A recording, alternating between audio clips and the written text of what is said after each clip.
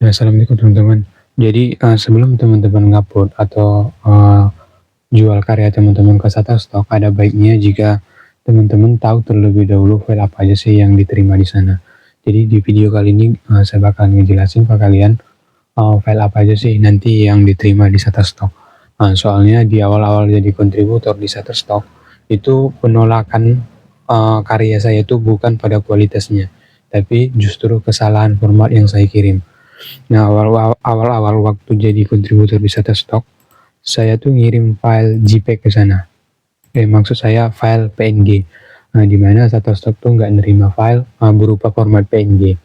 Nah, sekarang saya bakal ngejelasin ke teman-teman mulai dari jenis file dan juga ukurannya apa aja sih. Kalau misalkan saya mau jual foto atau vektor ke sana. Nah, di sini sebenarnya ketika teman-teman klik upload, nah di sini. Nah, itu udah dijelasin kalau misalkan kalian mau kirim format gambar itu harus berupa IPS dan juga JPEG. Jadi ini kalau misalkan kalian kirim karya 2 dimensi, nah kalian bisa jual dengan format IPS dan juga JPEG. Nah, nanti saya bakalan jelasin ke kalian perbedaan IPS dan juga JPEG. Nah, kemudian buat video, nah di sini ada juga ketentuannya dengan format MOV dan juga MP4. Nah, jadi waktu itu saya ngupload karya digital. Nah, di awal-awal tuh saya ngirim foto, teman-teman. Cuman karena keseringan ditolak, saya pindah ke bagian desain grafis. Nah, kemudian saya upload dengan format PNG. Alhasil karya saya itu ditolak. Nah, jadi buat APS, nah APS ini format vektor. Kalau misalkan kalian jual ilustrasi, jadi vektor lo gambar raster di mana ketika kalian zoom itu kualitasnya bakalan tetap bagus. Biasanya itu digunain buat percetakan baju seperti itu. Sementara kalau misalkan JPEG, nah JPEG ini juga nanti dibagi. Kalau misalkan teman-teman mau jual foto, nah itu kalian bisa upload dengan format JPEG. Biasanya kalau kamera DSLR atau profesional, nah itu dukung format RAW. Jadi itu format yang biasanya digunakan fotografer buat ngedit hasil fotonya itu. Nah, kalau misalkan teman-teman mau jual, teman-teman nanti bisa edit dulu, kemudian simpan dalam format JPEG. Nah, JPEG ini juga bisa kalian jadikan sebagai format ilustrasi. Misal, kalian bikin gambar ilustrasi kayak background, nah kalian bisa jual dengan format JPEG. Kalau misalkan background itu berupa vektor, kalian bisa jual nanti dengan format APS. Nah, itu terserah. Lalu perbedaan ngupload APS dan juga JPEG apa sih, Bang? Sebenarnya nggak ada. Nanti kalau misalkan kalian jual format APS atau vektor, itu sebenarnya bakalan di-convert lagi sama perusahaan Shutterstock. Kemudian nanti hasilnya itu juga bakalan diubah dengan JPEG. Nah, bedanya itu ketika nanti klien mau beli format vektor, nah format vektornya itu tersedia dan juga format JPEG-nya tersedia kalau misalkan kalian upload dengan format vektor. Sementara kalau misalkan kalian upload dengan format JPEG, yaitu kalau misalkan klien mau butuh format vektor, nah itu mereka nggak bakalan dapat dari hasil karya teman-teman atau desain kalian. Selanjutnya buat format video, nah ini kalau misalkan kalian mau ngirim animasi atau opening video berupa kartun, nah kalian bisa save dengan format MP4 atau MOV. Nah, ini sama-sama format gambar. Jadi sebenarnya animasi itu kumpulan dari beberapa gambar. Nah, sama kayak video. Nah, video itu sebenarnya gambar yang disusun, makanya ada namanya frame per second. Jadi itu nanti jumlah gambar yang digunakan setiap 1 detik dari sebuah cuplikan video. Makanya biasanya cuplikan video itu formatnya jauh lebih besar ketimbang dengan foto. Seperti itu. Selanjutnya kalau misalkan kalian mau upload vektor, nah itu juga ada ketentuan ukurannya. Jangan nanti teman-teman upload kemudian ditolak lagi nanti. Nah, kalau misalkan kalian mau ngupload vektor, nah pastikan ukuran kanvasnya itu berada di ukuran 4 megapiksel atau 2000 banding 2000 piksel. Sebenarnya saya udah pernah nyoba buat ngupload di ukuran 2000 banding 2000 pixel, nah itu justru ditolak. Katanya format ukuran itu kekecilan.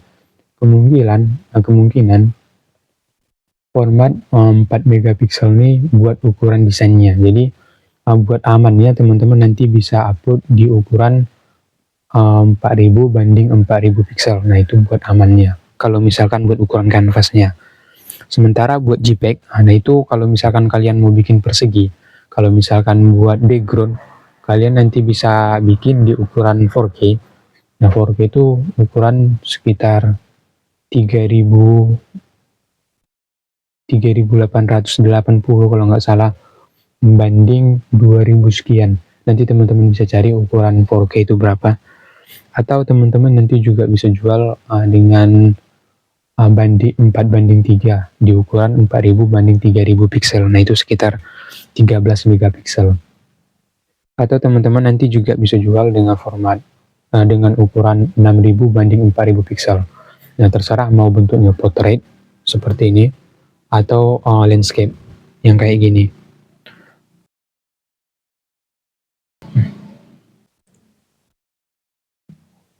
Nah, kalau misalkan teman-teman ngupload foto menggunakan handphone, nah itu saya saranin buat kalian upload dengan ukuran atau rasio 4 banding 3. Jadi di handphone tuh ada ukuran 16 banding 9 atau full screen.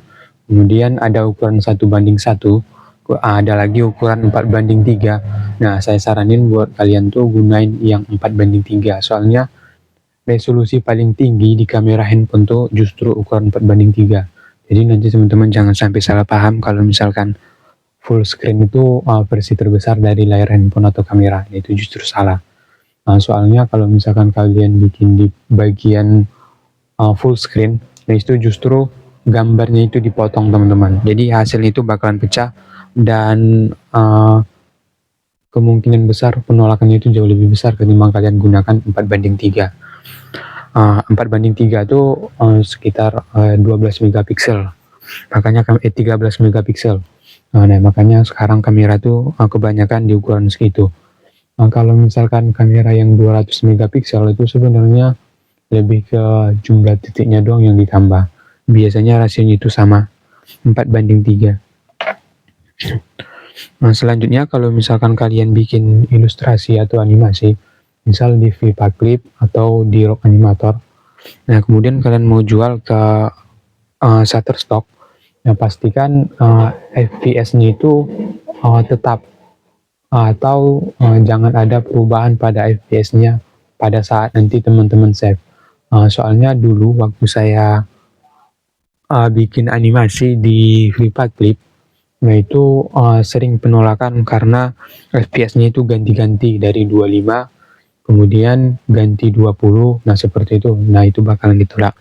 Kemudian kalau misalkan kalian bikin animasi nanti, pastikan FPS-nya itu berada di atas 20 FPS. Jadi ketika kalian bikin animasi biasanya itu disediain buat milih FPS-nya berapa. Nah itu kalian bisa tentukan sendiri. Nah jadi pastikan FPS-nya itu berada di 20 FPS atau lebih. Lebih bagusnya itu di angka 25. Kalau buat animasi, kalau misalkan video, biasanya itu di ukuran 30 fps. Jadi buat jenis file dan juga tergantung ukurannya itu, nah itu doang. Jadi kalau misalkan kalian mau ngupload gambar atau karya 2 dimensi, kalian bisa upload dengan format APS dan juga JPEG. Sementara kalau buat gambar yang bergerak atau video motion seperti itu, nah kalian bisa upload dengan format MOV dan juga MP4. Jadi kalau misalkan gambar kalian tuh masih dalam format PNG, nanti kalian bisa convert dulu ke APS ke JPEG. Jangan nanti teman-teman convert gambar PNG itu jadi APS, itu nggak boleh. Sama kayak gambar JPEG, jangan sesekali nanti teman-teman misalkan punya gambar karya 2 dimensi itu kayak desain grafis dengan format JPEG, kemudian teman-teman mau nargetin klien yang mau beli vektor, nah kemudian teman-teman nanti langsung convert dari JPEG ke APS, nah itu kalian sama aja kayak bohong. Jadi JPEG dan EPS ini punya perbedaan, nanti saya bakal bikin videonya tentang perbedaannya. Jadi kalian nggak boleh convert dari gambar JPEG ke EPS. Tapi kalau misalkan gambar EPS, nah itu sangat boleh kalian convert. Misal kalian mau nargetin juga ilustrasi dengan format JPEG. Nah seperti itu, kalau misalkan kalian mau convert bisa. Cuman nanti bakalan masuk similar content atau konten tiruan. Sekalipun kalian yang punya desain tersebut, misal kalian punya vektor sebuah rumah, kemudian kalian mau nargetin juga di bagian ilustrasinya, kalian bikin dengan format JPEG, nah itu bakalan ditolak. Karena format EPS yang kalian upload itu juga bakalan di-convert nanti sama Shutterstock, yang bakalan sama kalau misalkan kalian upload lagi dalam bentuk JPEG. Nah jadi sebenarnya nggak perlu lagi. Nah kecuali kalau misalkan teman-teman mau banyakin portofolio di bagian dashboardnya, yaitu kalian bisa ubah bentuknya mulai dari mungkin tambah elemennya dan juga ubah warnanya. Jadi buat format yang diterima di Shutterstock tuh itu doang. Saya bakalan nyontohin ke kalian contoh format vektor. Sebenarnya kalau misalkan gambarnya itu nggak ada bedanya sih, format vektor dan juga ilustrasi. Nah ini salah satu contoh format ilustrasi. Jadi ini formatnya JPEG dan ini salah satu format vektor. Jadi vektor tuh kalau misalkan kalian perbesar itu ukurannya bakalan tetap tajam, sementara kalau JPEG, kalau kalian perbesar itu ukurannya bakalan pecah, seperti itu. Jadi gambar yang ada di handphone kalian tuh, nah itu rata-rata memang semuanya itu dalam format JPEG, kecuali ada file yang kalian simpan dengan format vektor. Biasanya kalau misalkan kalian save dengan format vektor, itu nggak bakalan bisa ditampilin di handphone kalian. Format itu bakalan dibilang rusak atau mungkin nggak ada gambar, seperti itu. Nah ini format vektor. Nah ini juga. Nah ini foto. Jadi kebanyakan foto di handphone itu yang saya upload itu kebanyakan diterima rasionya itu 4:3. Jadi teman-teman nanti potret handphone itu 4:3, jangan yang full screen. Nah jadi buat file yang diterima buat penjelasannya itu dulu. Nanti kalau misalkan kalian mau tahu beberapa pertanyaan penting yang bahas tentang Shutterstock, sebenarnya bukan Shutterstock. Jadi saya tuh ada bikin sebuah blog. Nah di sini. Nah jadi kalian nanti bisa klik di internet atau bagian deskripsi, nanti saya sertain linknya. Kalian nanti klik nanti microstackerpemula.blogspot.com. Kemudian itu bakalan ngarah. Nah di sini adalah menu daftar isi. Jadi saya bakalan bahas di sini seputar Shutterstock, Adobe Stock, iStock, Freepik dan juga lainnya. Nah di sini kalian bisa baca. Nah ini kumpulan dari pertanyaan-pertanyaan yang nanti saya bakalan bikinin sebuah artikel dan juga video. Jadi kalau misalkan kalian dapat judul ini warna biru, nah itu tandanya saya udah bikin artikelnya. Kemudian di bagian artikel, ketika kalian klik, nah ini juga saya bakalan sediain di bagian bawahnya ini sebuah video. Jadi kalau misalkan nanti teman-teman bingung, misal di sini ada pertanyaan bagaimana cara mendaftar jadi kontributor di Shutterstock. Nah kalau misalkan artikelnya itu udah saya bikin, nah nanti kalian bisa klik aja. Nah ini karena saya belum bikin artikelnya, belum warna biru. Nah ini saya bakalan bikin secara bertahap. Nah teman-teman bisa bikin lihat list pertanyaannya. Kalau misalkan teman-teman nanti ada yang bingung, tanyain aja di kolom komentar. Nanti saya bakalan masukin list pertanyaan itu, tergantung nanti pertanyaan teman-teman mau nanya tentang jadi kontributor di PNG3, di Adobe, atau di iStock. Nah seperti itu. Kemudian nanti di bagian artikel tuh saya bakalan sertain juga link videonya. Biasanya di bagian video, di bagian bawah. Nah ini saya belum bikin videonya. Nah nanti di bagian bawah, mungkin di bagian sini, buat penjelasannya itu lebih jelas, kalian bisa tonton. Oke, jadi teman-teman nanti jangan lupa kunjungi. Dan juga kalian bisa kunjungi beberapa blog yang saya bikin. Nah, ini bagian tutorial. Itu ngebahas seputar tutorial. Nah di sini kalian juga bisa download beberapa file gratis yang saya kasih, kayak video.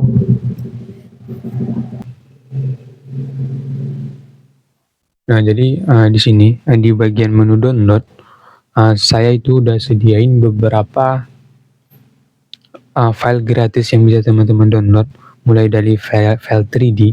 Jadi buat teman-teman nanti yang mau bikin karakter animasi atau file 3D ada saya kasih, cuman ini belum saya upload semua. Kemudian ada di sini file website dan juga blog. Kalau misalkan kalian mau belajar coding, nah di sini kalian bisa download filenya buat diacak-acak, terserah kalian. Nah, ini buat tampilan coding WhatsApp. Jadi kalau misalkan kalian mau bikin kayak quote menggunakan WhatsApp, nah kalian nanti bisa kunjungi blog saya. Nah, ini Bang Ivan Tutorial. Oke, jadi jangan lupa subscribe dan juga follow akun Instagram saya. Oke, sekian, wassalamualaikum warahmatullahi wabarakatuh.